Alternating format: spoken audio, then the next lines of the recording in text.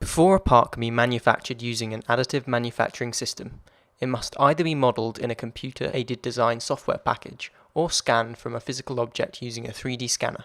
3D CAD software often gives the option of creating models out of meshes made from connected 2D shapes in 3D space, or surfaces, which are representations of mathematical expressions called splines. Models created using splines have to be converted to meshes before they can be printed. To keep manufacturing time to a minimum, it's a good idea to minimize the volume of the part during the design stage. It is also important to make sure that no feature exceeds the minimum part dimensions of the AM system hardware, as they won't be manufactured correctly. There are a series of other technical checks that must be made to make sure the design is manufacturable.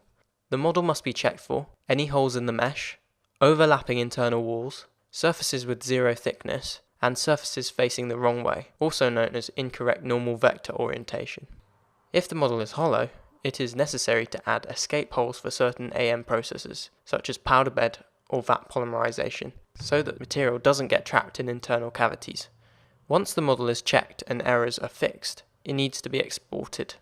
STL files are the standard format accepted by AM software and can be exported by all major 3D CAD packages. When models are exported as STLs, they are converted to meshes made solely of triangles.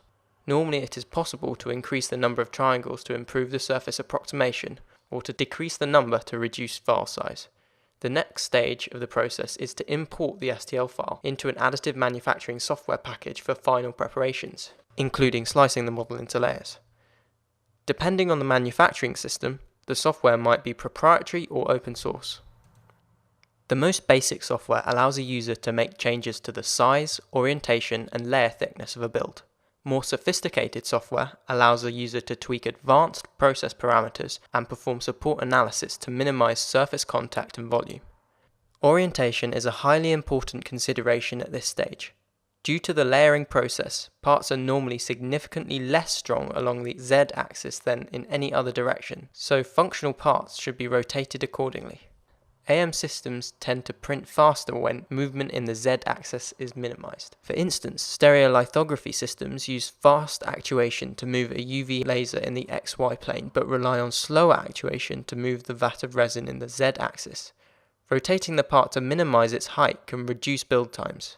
Curved surfaces should be printed in the XY plane to prevent poor surface quality due to the stepping effect in the vertical axis. Finally, rotating a part to minimize the support structure required can reduce build and post-processing times.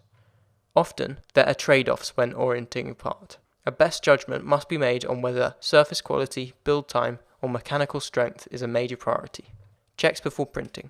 For processes which use a heat bed, such as fused deposition modeling, it is a good idea to place the part in the center of the build tray, as the temperature is more uniform there than at the edges.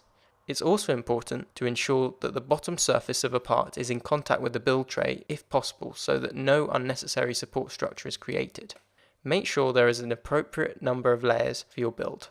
Although maximizing the number of layers results in the best possible part accuracy, it is also worth considering the additional time required for manufacture.